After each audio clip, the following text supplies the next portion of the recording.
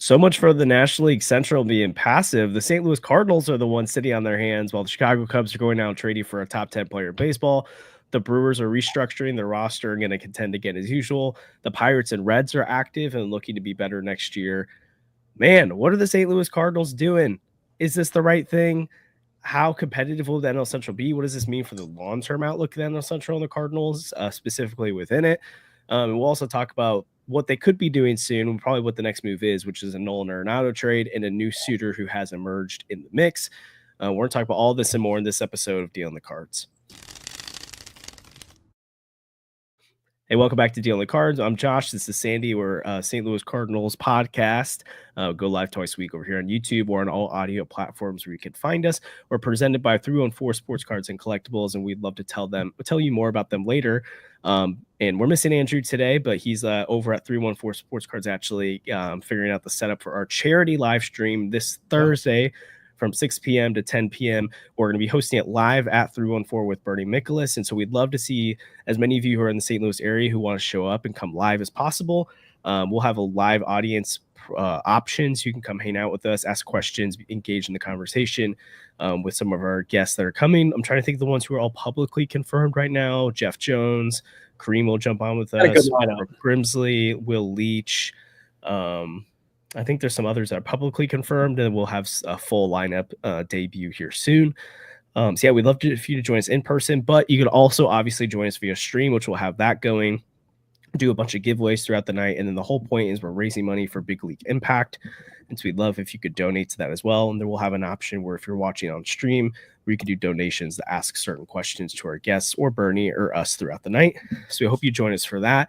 But before we jump in, hey, it's a Sunday. Big football day, and we have a new partner, an Underdog Fantasy, and we'd love to tell you about them and also give you some of our picks for today and give you an opportunity to join us in some of that. So proud to be partnering with Underdog Sports, our favorite place to play fantasy games.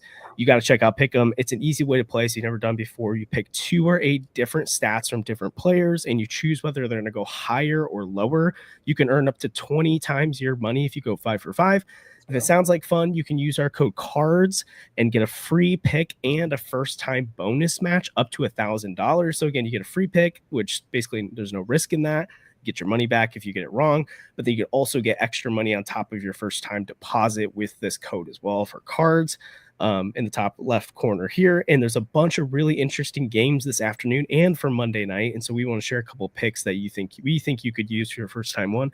Sadie, you go first because I've been kind of cold lately. Well, NFL is not my best, but I'm also not a Bears fan like you, so maybe I'm more qualified for this. But today I'm going with Chris Boswell. So I'm focused on the afternoon games. I know Josh has some Monday night picks for you, but these start in just an hour. So if you want to use that promo code CARDS and going right away, I've got Chris Boswell higher than 1.5 field goals. He's kicked 2 field goals in almost every game this year. He's a leading fantasy kicker. He's been nails all year. He doesn't miss. He's kicked 2 field goals in each of his last 3 games, so I really feel good about that. And then Josh Allen higher than 259 passing yards. I think it's going to be a shootout today in Detroit. The Bills' offense is hot. I know they lost last week, but they played a heck of a game against the Rams. And Josh Allen himself put up 52 fantasy points, saved me in one of my leagues, made sure I made the playoffs, which was very nice. The Detroit Lions, who they're going against, have a ton of injuries on defense. Secondaries in shambles. So I feel good about Josh Allen having a great game. So again, that's Chris Boswell higher than 1.5 field goals and Josh Allen higher than 259 passing yards. I love both of those picks. And so if you're doing pick 'em, I would agree with Sandy on those. I've got a couple of Monday night related ones too, especially if you're watching later.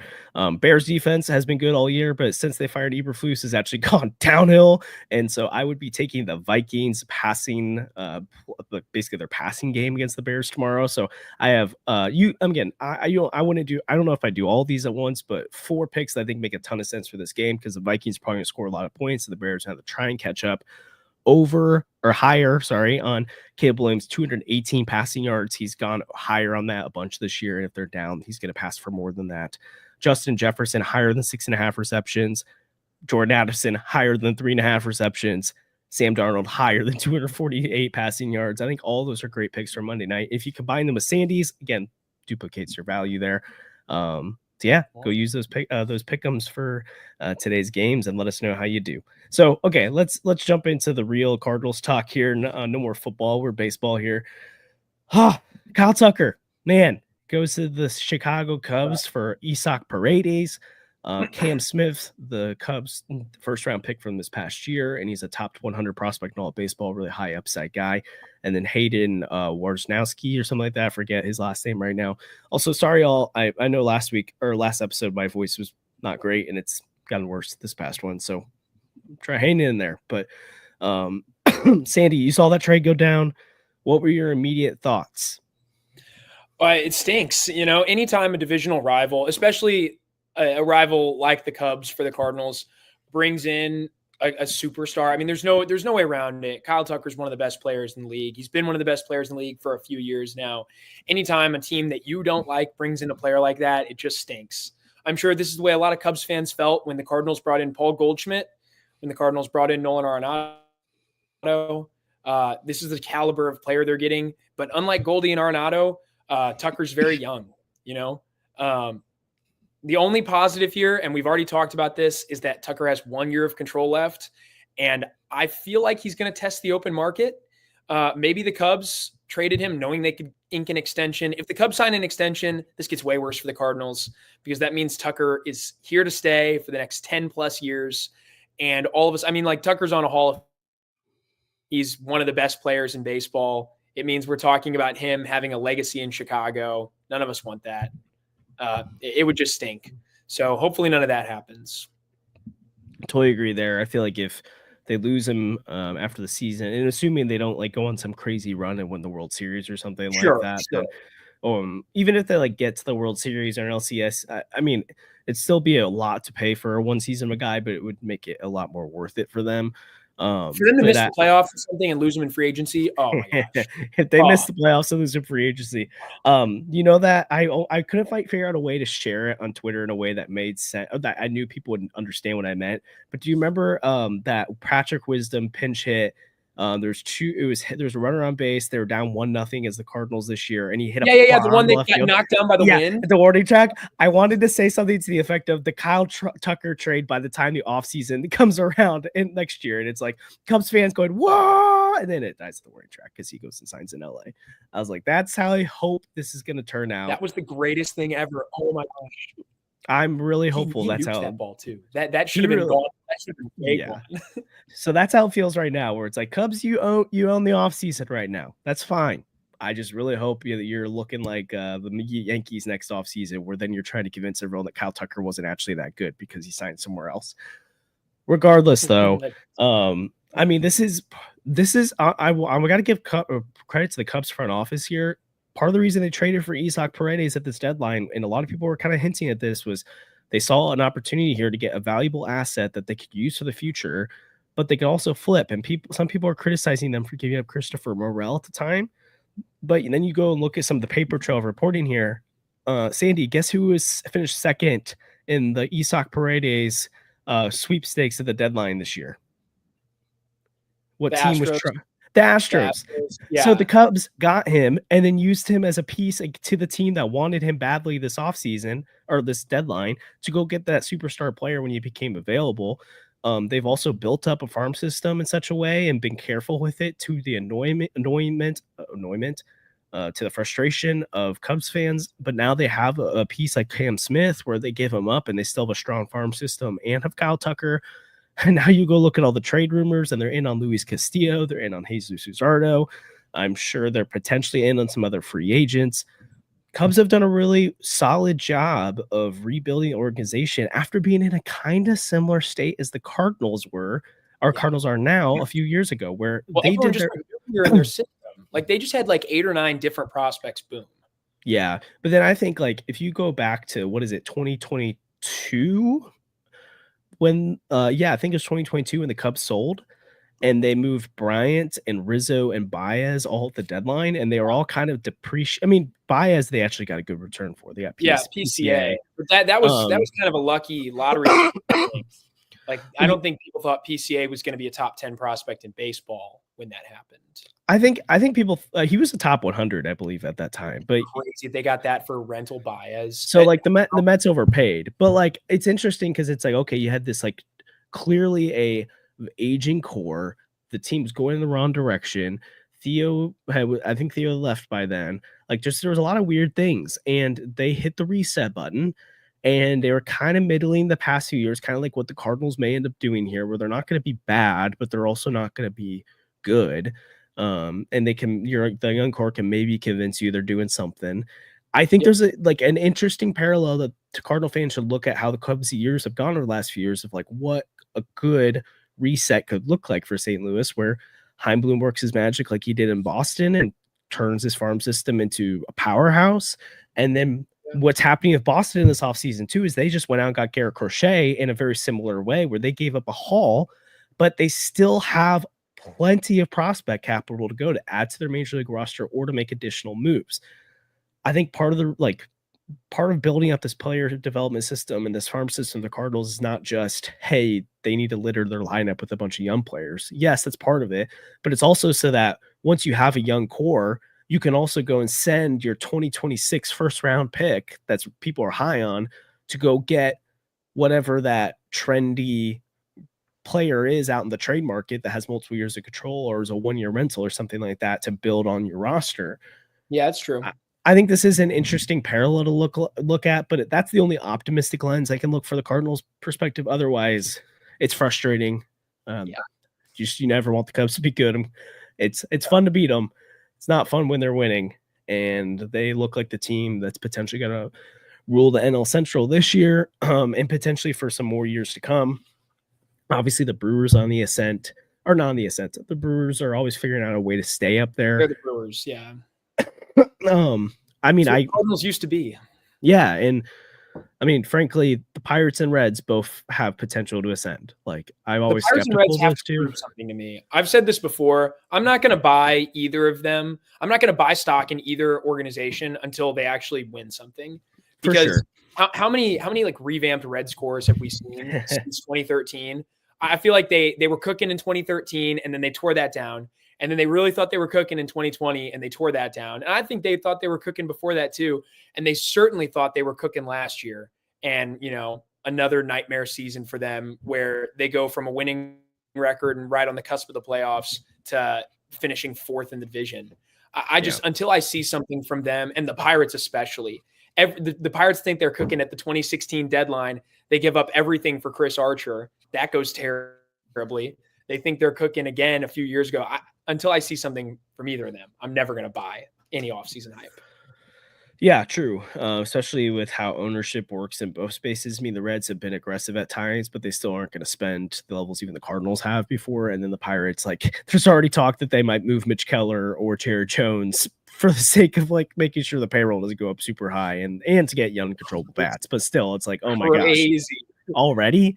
Yes, please actually make a stupid decision, please. But I would say the Pirates front office is it's a better group than it's been in the past. And then the Reds did just add Terry Francona. Now, like you, I need to see it from both organizations first. But I think the problem is if you're like kind of ranking tiers the NL Central right now, it's the Brewers and the Cubs, and then the Reds, Pirates, and Cardinals.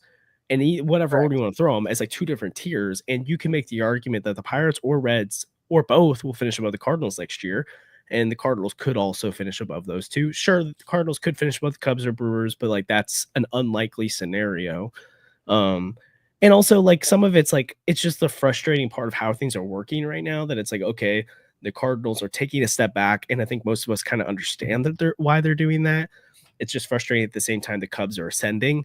But in some ways, like the Cardinals aren't probably like would it made sense to the Cardinals go at Kyle Tucker? Like not really. So it's like it's not like they lost out on anything. It's just frustrating to see the Cubs move in that direction. I wish he'd gone anywhere. Yeah, it would have been really funny because Cubs Twitter was so convinced for 3 days before that he was going to be a Cub, which they're right.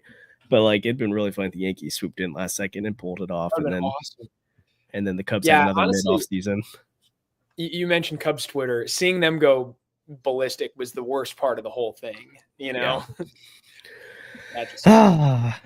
Sidebar, real quick. We mentioned Yeah. him earlier. Kareem's in the chat. Maybe he can explain it to me. What's the deal with people thinking Christopher Morel is anything special? This year he put up an 80 OPS plus. He's got 100 OPS plus for his career in 4 seasons. I do not get it. I remember he came up. He was kind of a fun rookie the year he came up, but there were a bunch of good rookies in the NL. It was the Brendan Donovan rookie year when Brendan Donovan was far better. And Morel, after he had no prospect pedigree, to be honest. I don't understand it. I've never understood why Cubs fans saw him as this budding superstar. I know he had a good year in 2023, 122 OPS plus, but he's never come within 20 points of that in another year in his career. And in the 2 years since then, in the year since then, he was terrible. 90 OPS plus. And after the trade to Tampa in 50 games, 57 OPS plus, really fell off a cliff production-wise. I will never understand why everyone – I know Cody mentions the Savant has a bunch of red. Yeah, whatever. Can't even be a league average hitter in his first 3 years. So I just don't understand. And defensively, he's so limited. I do not understand why they saw him as this budding superstar. I don't get it. I mean, I think he's got great bat speed. Yeah, I mean, I don't know. Morel's probably one of those players that if the Cardinals had him, all Cardinal fans would have been freaking out in similar ways. Where it's like best. I mean, the top tier percentile outcomes for Morel is that he's a star because of all these underlying reasons. Where it's like he's got all the tools to pull it off. It's just can he actually put it together? It's almost like a less proven version of what Lars Nootbaar is, where it's like Nootbaar's at least had stretches. I mean, Morel's had stretches where he's been really good too, but Noot's had one stretch. Yeah, so I think there's and he's also not anything near what Nootbaar is defensively, and it's not like Nootbaar is that crazy good either. But anyways, I think it's what front offices dream of, right? You want a player like that because if you're the one to figure them out, this guy's gonna be a star. But anyways, it made a lot of sense for the Cubs to move him from Morel for Paredes, and now they're sitting with Kyle Tucker. So good for the Cubs there. Cardinals should just learn to be better. So we're gonna bank on that. But before we keep going, we'd like to thank our presenting sponsor of the podcast, is 314 Sports Cards and Collectibles. They're located at 9640 Olive Boulevard in Olivet. Open 10 to 5 Monday through Friday and 9 to 4 on Saturdays. They buy, sell, and trade all sports cards and Pokemon cards. They have the newest selections of packs, boxes, and single cards of local players and stars from around the league. Go check them out. And again, come there on Thursday. We'd love to hang out with you for the charity live stream from 6 p.m. to 10 p.m. And also, we haven't talked about this in a little while, but we do have a code for SeatGeek. So if you want to save $20 off your first purchase on SeatGeek, if you want to go to a St. Louis Blues game, I know there's college basketball going on right now. Maybe you're going to an NBA game, NFL game, concerts, anything like that. Use our code NewtNews to save $20 off your first purchase of $50 or more. Who doesn't love to save money? I think we all do. And then again, we talked about Underdog off the top, but use our code CARDS to save or to get a first time free pick 'em on Underdog Fantasy, where you just pick higher or lower on different stats. And then you can get a first time deposit bonus of up to $1,000 if you use our code CARDS to play free fantasy sports with Underdog. So yeah, let's continue to talk a little bit NL Central moves. We're going to get to the Nolan Arenado Houston stuff in just a moment here. But I think it's worth a late reaction from us about the Devin Williams trade. I mean, initially when it went down, I was like, I laughed a little bit because I feel like I got a lot of heat from people for saying there's a world where you hold on to Ryan Helsley, and then the trade goes through, and all these people are like, hold on to Ryan Helsley. And I'm like, okay, sorry. Maybe it makes a little sense, you know? I'm not to toot my own horn here like some other people do sometimes. That's an inside joke for you and Andrew, but but crazy. Anyways, I was just like, guy. I mean, and I wasn't the only person saying it, obviously, but I'm just like there's a world here where the offers aren't great, and that I'm still fully of the opinion that Ryan Helsley should be traded if you can get the right offer. It's also hard to compare. It's a little bit apples to oranges because the Brewers are trying to contend, and you would assume the Cardinals they probably want major league ready stuff, but not necessarily Cortez major league ready, more young talent.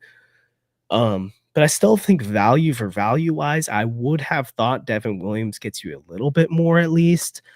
I think you could argue that Ryan Helsley is still a more valuable trade piece anyways, because he's coming off a full healthy season, dominant season, while Devin Williams had a back injury last year. So I think there's some reasons to believe maybe the Yankees got a little bit better of a deal on him. And obviously the Dodgers were interested in Evan Williams, and I'm guessing the Phillies probably were too. So maybe those teams pivot to Ryan Helsley. But I guess in a vacuum, Sandy, when you saw that trade, did you like it for the Brewers, or did it make you think hold on to Helsley more? And then, like, kind of what do you think this means for Ryan Helsley's trade market? Could you say more time? My connection's like not very. Oh. Are you still there? All right. If you're in the chat, let us know if you can hear Sandy or me. Mine seems fine from my end, but maybe I'm the one who's bugging out here. I'm just going to assume I'm not the one bugging out unless the chat says it is me. And I'm going to keep going and talking here until we get Sandy back. So here's a good question from Kareem. Would you trade Helsley? Okay, so it is Sandy. I'll keep going, and if we get Sandy back, then we'll bring him back in. But would you trade Helsley for 10 to 15 ranked prospects in a system? I think that's what's realistic at this point. See, here's what I think it's fair to disagree. I'm not saying if someone has a different opinion that's wrong. I think if that's the market, I'm holding Helsley for now. And I'm seeing what happens at the deadline. I'm waiting to see because I think here's in a vacuum the argument for why a team potentially wouldn't be all in on Ryan Helsley right now is that they see, I'm trying to remember which relievers are available right now outside of Stott. And obviously he's the high end of a free agent, but a team could build a bullpen like the Cardinals did last year and take a bunch of dart throws and figure it out from April to July. And if they're in the race, then go after Ryan Helsley when they know they need him rather than not overpay, but pay a significant price now to get him. If that's the going rate, I would rather hold on to him till the deadline, see if I can get more than that. And if I can't, and he's healthy, then you say, okay, do we take that? Or is the comp pick more valuable? There's also there's the idea of an extension potentially, right? Again, I would love the world where they make him a starter. I don't think they're doing that anymore. I think I don't think you have to trade him right now. That's the point for me. So, Sandy or Kareem, I like that comparison there. I think that makes a lot of sense. Or I like that as like the barometer. Oh, he's back. Sorry. Whoa. All good. Good. I'm on my hotspot now, so we'll see how this goes. It's not incredible, but it's not great. You might Sandy, you might need to go back to might need to just try the Wi-Fi again. It's pretty bad. Yeah. Okay. I can Andrew's in. Whoa, he's coming to save the day. Man, look at this. I'm pinch hitting for Sandy. Dr. Strange portal right here. How's it going? I was testing some of the tech, but I saw that Sandy was broke, so I was like, no. Chat, if you've seen Endgame before, what happened there is I was getting beat the crap out of by Thanos as Cap. There he is. And Thanos is in the connection. And then Dr. Strange brought in Andrew. And Iron Man here is back and ready to go. Sorry for the too much Marvel talk there, but big Marvel guy. We'll be back. Okay, here. Please do. The crazy thing is, Lucas, I'm not even like at my apartment in college. I'm at home in St. Louis right now. And the internet's still bad. Sandy, you're gonna make the Wi-Fi at 314 bug out on Thursday just because you're there. Please don't do that. Hey, real quick, because I just kind of riffed on my own for a second. What is Kareem bro? I think this is a good barometer. Say Helsley, all you can get right now for him is 10 to 15 ranked prospects in a system. No. Yeah, okay, we're all agreed. I think I would say no, because I think you're getting better than that at the deadline. And on that note, I'm gonna go continue packing all my stuff away because he's back. Wow.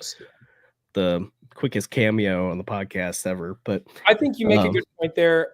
And I think I would say no, because that's something I can live without, Like if you're getting two guys in the 10 to 15 range of somebody else's system, or maybe like the 8 to 12 range even, like neither of those guys are probably like super impact prospects right now. It's not like you're passing up on a top 100 guy.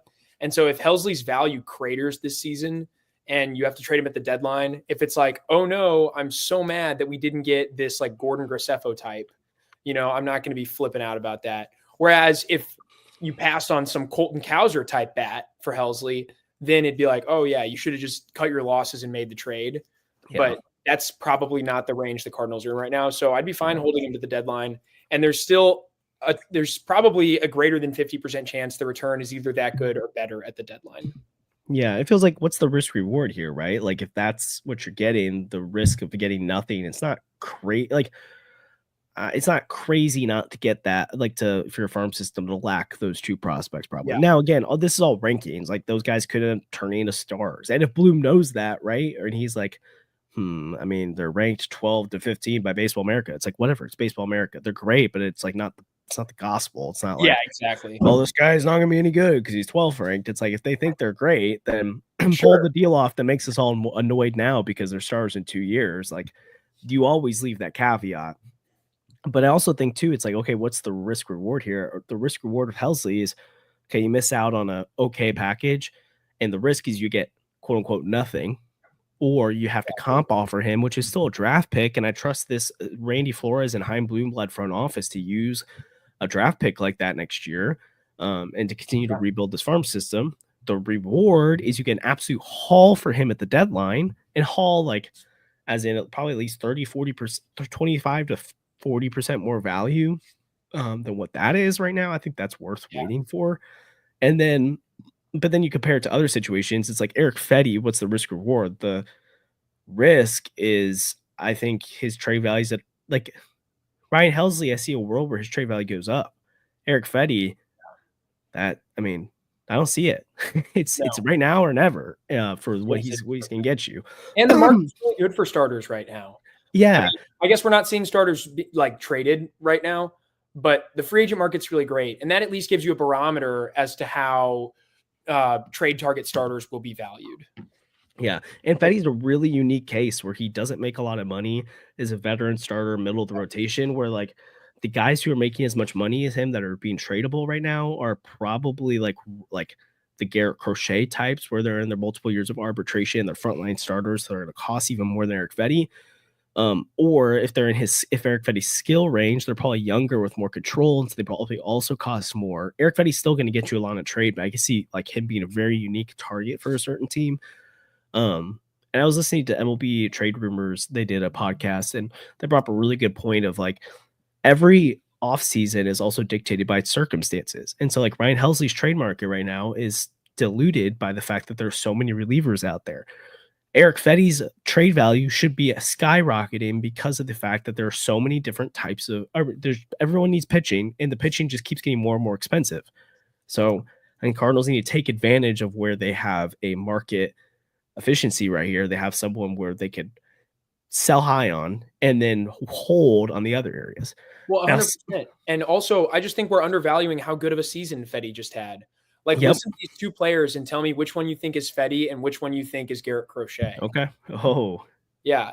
3.58 ERA, 150 innings pitched, 32 starts made versus 3.30 ERA, 180 innings pitched, 31 games started. They both pitched the whole season, but someone had an ERA 0.3 points lower and gave you an extra 30 innings. Oh, that was Fetty. Right? Yeah. The fact that Garrett Crochet just got an absolute haul. Yeah, the strikeout rate's really nice, but Fetty prevented runs at a higher rate.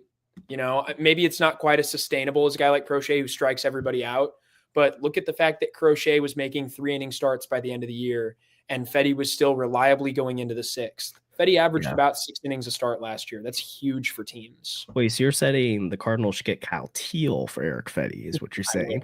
What if the Cardinals sent Eric Fetty to the White Sox for Kyle Teal? I'm just kidding. But there is some context, though. Now you're Crochet, thinking. Crochet is younger, has more control, and again, he has 100%. One of the most dominant 100%. Strikeout to walk ratios that there is out there. And also, like, context pitching less in the second half, that was like mostly a him decision and not like, oh, his arm is dying. He was like, you're not going to extend me and you suck. I'm not throwing a bunch of innings for you down the stretch when it doesn't do anything for me. That's so fair. So all I want to put out there is that Fetty's a really valuable player. Yes. Who last year had a really, really good year, and it probably placed him within the most valuable 15 starters in baseball. If you look at his whole year, a guy who had an ERA of 3.3, so that's probably top 10% in the league. And then also was healthy all year, didn't miss a start, and averaged 6 innings a start. Like, that's wildly valuable. And so I think there are going to be 20 plus teams that think, yeah, that guy can make our team a lot better right now. Yeah, and then the play even like like that's a high end of him. Fetty's awesome, and he's like, yeah, better than Nestor Cortez, the Brewers just got. But like, okay, FIP, ERA last year, he's in the top 25, I think, in both of them easily. He's like top 50 in Sierra, and even if you're like even if you're just trying to find any stat to knock on Erick Fedde last year, which also you do have to look at him as a different pitcher last year than years before because he's just a different guy. He transformed his repertoire when he was in the KBO. He is a different pitcher now. He had, I think, 3 above or plus pitches last year in terms of like run value with his fastball, curveball, or sweeper. So anyways, he's a good pitcher. But even if you want to look at him as like the 50th best pitcher in baseball, it's like, okay, so then he's a high end number 3, right? Like, you have 30 rotations. Yeah. He's at least a high end 3 at that point. So yeah, Erick Fedde's a valuable piece that the Cardinals should be selling on. And it seems like they're maybe listening on him now. So hopefully that's helpful. This is a good question from Cody. I don't know who would fetch more, Fedde or Luzardo. I'm going to guess probably Luzardo because he's self-stuffed. Yeah, just because the age. But also the injury history from Luzardo is scary. You know what you're getting from Fedde, and you might be able to extend him too. Yeah, for sure. And then a team acquiring him right now can also give him keep saying comp pick, give him a qualifying offer to get a compensation pick if they want to as well. So there's a lot of reasons to pull the trigger if you're an opposing team right now. So also someone else I'm kind of being convinced is a little bit of a market market efficiency for a team out there, and I think other major league clubs are as well, is Cardinals third baseman Nolan Arenado, who I think if you're a Cardinal fan right now, most people are pretty down on him. A lot of people think he's like, I've seen stuff at times people say like he's a negative. The team will be better with him off it. Say what you want about the off the field stuff, locker room stuff. Like, people have their own opinions of it, and his posture and his approach to the game sometimes and his intensity. Like, that's one thing. But as a player on the field, Nolan Arenado was still an over 3-win player last year. He's worth like 26 million in WAR last year. Like, he's not a bad player. He's paid more than he should be right now. But when you factor in that the Rockies are kicking in $5 million the next 2 years, so $5 million 2025 and 2026, you factor in the fact that the Cardinals are going to, and this is not my opinion, they are going to kick in money on his contract. I don't know how much, and that will matter how much they get back in return, but they are going to also kick in money. His deal goes from 3 years, $74 million to 3 years, $64 million with the Rockies money. And if the Cardinals kick in $10 million, that's 3 years, $54 million. If they kick in $15 million, which I think is probably the minimum they'll kick in, it's 3 years, $49 million for him as a 3-win player. Like, again, I'm not talking about him as like an incredible asset, but like $16 million a year for Nolan Arenado right now, if you hit the open market, I think he probably gets more than that on a short-term deal right now. Yeah. I think this Houston stuff makes a ton of sense, where for them, they look at it, we can get Bregman 6-7 years for double what we'd have to give Nolan Arenado. At least. Yeah. Or we get a shorter term contract on a guy that makes a lot less than him right now. And he could bounce back and be not prime Nolan Arenado, but closer to that. Sure. Or if Nolan Arenado bounces back even halfway to what he was in 2022 and has a 120 WRC plus, with the defense he plays at third base, that's a 5-win player, maybe more, maybe a 6-win. Yeah. And like all of a sudden, especially in today's age of like inflated contracts, a guy who, let's just be conservative and say 5-win, a 5-win player is worth at least $26 million. And wait, that's more than that, because he was worth like $24 million as a 3-win player. So that's like it's close to 40 if you're just talking about WAR per dollar. Now, I don't know how I feel about that exactly. I still am not sure that, one WAR player is an $8 million player or anything like that. I don't know if it's fair to just convert that. But I'll say this. When you, again, think about the Cardinals and Rockies, cutting into this, you could be paying Nolan Arenado less than $20 million for a 5-win season. Like, that's incredibly valuable. And I think most people would take that. Mm-hmm. And then there's a bunch of comments into the chat right now from Kareem, Joseph, and Cody of like, Houston's a perfect ballpark for someone like Nolan Arenado. Arenado love the Crawford boxes. That's why Isaac Paredes is also a great fit in Houston, is he's an extreme pull hitter. You put both of those guys in a lineup with with Jordan Alvarez and Jose Altuve, like that, the Astros lineup could be pretty good, especially at home. Like, Nolan makes a lot of sense in somewhere like Houston. And then also, like, compare him to Alex Bregman right now for any team. The risk of Alex Bregman is you give that guy 7 years and more money. Well, yeah, probably $230 million, something like that. And the risk is that he bottoms out, and then you've got this huge contract over time that you've got to like sit with. Which, again, he was a 118 WRC or OPS plus guy last year, but the year before that he was a 122, and the year before that 135. So he's been on a steady decline. He was a Gold Glover this year, so his glove is still there. But in the same way that Nolan Arenado has been going down year to year right now, so has Alex Bregman. And so the upside with Alex Bregman, I would argue, is higher performance-wise, but it comes at a significantly higher cost. The upside with Nolan Arenado is that he could be like kind of what Alex Bregman was this past year, but at a way cheaper price. And then if he's bad, the risk and the financial cost of that is not going to bury you as an organization. And so that's where I think Nolan makes a lot of sense for these teams, that for as much as we talked about, there's not like everyone needs pitching and then there's have to start and they're overpaying for it. In a similar way, there's not a lot of like these top tier, well, I don't know if let's not say a top tier bat, but like impact bats to go around either. And so I think teams are gonna have to get creative with stuff like that. So I actually think Nolan Arenado, especially the Cardinals, kick in the kind of money that they should, can get you something of decent value in return. Again, we're talking probably less than Eric Fetty or Ryan Helsley. Oh, well, yeah, probably talking less than both those guys here, but I think he's a guy he's not, some people are like, he's not gonna get you anything. You just got to get rid of him. And it's like, oh no, you should be trying to get a real return here, because I think you can. And I think he provides value to other clubs. So I actually think the Cardinals have it's hard to say who has leverage here, because Nolan Arenado has the no trade clause. But I think there's enough teams that he's interested in going to that are going to be interested in him, that the Cardinals can actually get something here. Well, there's significant overlap between the list of teams that would be interested in a player like him and the list of teams he wants to go to. Because Nolan wants to win.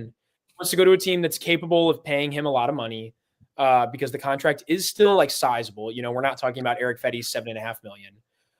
And so most of those teams are going to match up, which is really nice, because the that are adding a piece like Nolan Arenado are trying to strengthen an already strong lineup. They're trying to augment a roster that's already playoff worthy. Yep. So that's really good for us. I think with Nolan Arenado, I think the thing is people's opinion of him is colored really strangely by the big deal he received from the Rockies. Like Nolan Arenado got a big extension from the Rockies around the same time as some other people signed mega deals. But what people don't know is that his contract was quite a bit smaller than some of the other big deals being signed. And the Rockies took on so much of the payment when he was traded to the Cardinals that he really isn't being paid the way, even like he's definitely not being paid the way an Anthony Rendon is being paid, for example. But he's not even being paid like Bryce Harper's being paid, because you're going to have three teams splitting the bill for this. Yep. So it's really not that hard to take him on. And I think you're right. I think the Cardinals can actually get something real back for him, which is nice. Yeah. And then so this is the minimum I think they're going to kick in. So that's why I'm just going to stick with this number. Rockies kick in 5 next year and then the year after. And then the Cardinals, I think, will at least kick in 15, because I think Derek Gould brought this up, that teams are probably going to look at that last year in Nolan Arenado's contract, and it was added to his contract by the Cardinals when he opted back in or didn't opt out, as like, hey, you're going to pay that. So the Cardinals probably kick in at least $15 million. That means Nolan Arenado gets paid $22 million next year in 2025, $17 million in 2026, and $10 million in 2027. It's not bad. I really don't think that's bad at all. I mean, if he's still playing solid defense by 2027, that's a bargain. Yeah. Yeah. And I think you could probably make the argument. I mean, again, we're talking about he's been playing Busch Stadium for a while now. Like, that's not an easy place to hit. Especially for a hitter like him, pull right-handed hitter. I really don't think it. I really see the world here where he's a better player the next few years than he has been this past year. And this past year, he was not a bad player. He was still a valuable player. So I just think that's something that people need to keep in mind. I don't think his deferred money is an issue. You're right. And his contract is extremely complicated, which I think is part of the motivation to get a deal done now. Is it's much harder to figure out how to move a contract like that at a deadline. Yeah. And I think that's been pointed out by a lot of insiders. So it would be really funny to see the A's trade for Nolan Arenado to hit their minimum salary they had to hit. So, hey, I mean, you might argue the more of a center. I think they have to get to at least like 100 something. Is that a self-imposed thing? No, it's like an MLBPA thing. I haven't fully looked into it, but yeah. And I think the problem was they have Rooker and another guy who's in arbitration, but otherwise, I think they went to the offseason with basically $0 committed to anyone. So that's why they signed Severino. Yeah, they gotta at least add to what he's saying, at least 30 million more. So why would you be going there though? Like, if you're a player, I wouldn't go there unless they blew me away. Yeah, which I mean with Severino, I'm like, go get your bag, man. I don't know who's giving you that money. So yeah, but 3 years to go lose in Sacramento, you don't even get to play in a major league ballpark. Yeah, like, maybe they think like, hey, I'll go there and get traded at the deadline or something. Jens, give Dylan Carlson 1 year, $30 million. That'd be hilarious. Imagine. A's, go for it, man. They also made a huge trade for Jeffrey Springer. Yeah, I was surprised they got Springs. I kind of really thought he was a great target for the Cardinals for a couple of years. Yeah, I really like him. So they gave up a lot, but I really like Jeffrey Springs. But yeah, anyways, anything else you want to chat through? I mean, I feel like we've kind of hit the gambit of Cardinal news right now, but yeah, there's not too much going on. When do you think Nolan Arenado gets traded, if he gets traded? Before Christmas. Yeah. So yeah, so in the next 10 days. What are your odds on it? Like, you don't have to commit to a number right now, but if you just throwing stuff out there. Like that he gets traded or that he gets traded. 95%. I think it's really high. For Mo to come out and say something like that, it's like that's the kiss of death. It's like Mo doesn't do that. So I'm with you. But I mean, I think the only way he stays is if like all these teams he wants to go to all find alternatives, and then it just doesn't really make sense for the Cardinals. Like, they're not getting anything, and Nolan's like, I guess I'd rather be here than Oakland, or sorry, Sacramento. Yeah. So I could see that, but it kind of feels like the Angels are just looming. He would stay. Oh, go for it. It'd be so funny. It'd be really funny if he was traded to the Angels, but I don't know. He's a Southern California guy. Like, maybe that makes sense for him to want to go home and kind of play out some time there. No pressure to win in Anaheim. Apparently Mahomes got hurt. That's not good. I just assumed they took him out because they were up multiple scores. But then again, I guess it's only still a 2-score game, right? Oof, I'm about to check that out. They're just running the clock out, though. They're going to win the game. What was I going to say with that? I think we talked about this last time we're on Kareem and Andrew, but like the reason why I'm not shocked about the Angels thing like other people are is it's like, okay, if all these other contenders that he would rather go to end up kind of filling their seats, what he could see like the Angels as is like, okay, the Cardinals are also not going to be competing this year or maybe not even next year. So it's not like I'm staying on that much better of a team right now, even though I'd say the Cardinals are a better organization than the Angels and are heading in the right direction. And so maybe he's like, if all these other things don't work out, then I'm open to going home, but I would prefer these other things. it's possible to value multiple things at once. Like some people are like boil down to like, oh, Nolan said he just wants to win, and so there's why on earth would it make any sense for him to go there? And I'm like, I agree, but it's like, I mean, if it just take yourself out of the baseball world, you're looking at job market. It's like you probably have a wish list of all these things you like, and if all five line up, that would be the dream job. But then, assuming you don't get all 5 things you want, you got to weigh like on your list, like, do I value the money and location, or do I value the the cost of living there? Like, there's all these different things you got to weigh, and so he probably weighs winning number 1 right now. But he's also like, hey, I wouldn't mind going home too. So like, that's a scenario. But yeah, I'd agree with that. Yeah, I hope it'd be awesome if he gets traded on the live stream. So one more plug for that Thursday. We won't be going live Wednesday because of it. So our next episode is gonna be our charity live stream, 6 p.m. to 10 p.m. We're gonna be live from 314 Sports Cards Collectibles, raising money for Big League Impact. You could tune in on the live stream or with us in person at 314, hosted with Bernie Michaelis. You're gonna see a lot of promo stuff going out this week about that, including our guest list. A couple of the guests we've confirmed publicly, but we'll confirm some more fun guests here soon. But yeah, some of the ones we've already publicly confirmed: Jeff Jones, Trevor Rosenthal, Brooke Grimsley, man, I'm blanking on. Maybe Birdie's gonna be with us. Will Leach. I feel like I just left someone out, but it's gonna be fun. So yeah, watch Sandy lag while he's still there. That'd be hilarious. But I really hope not, dude. I'm gonna be so annoyed. No matter where I go, the Wi-Fi is bad. Even when I'm like studying at the library. Oh man. Maybe we need to leave you at home for the stream then, just to make sure it doesn't hurt us. But oh my gosh, we'll see. But yeah, we'll be doing giveaways throughout the night, and if you donate toward Big League Impact, we'll have a certain number range that'll allow you to ask questions to people as well along the way. Very appreciative of the support today. Like and subscribe. It helps the channel a ton. We're super excited about the charity live stream on Thursday. Obviously, we'll go live if some Nado trade happens before then, but otherwise, we'll see you for the charity live stream on Thursday. Thanks.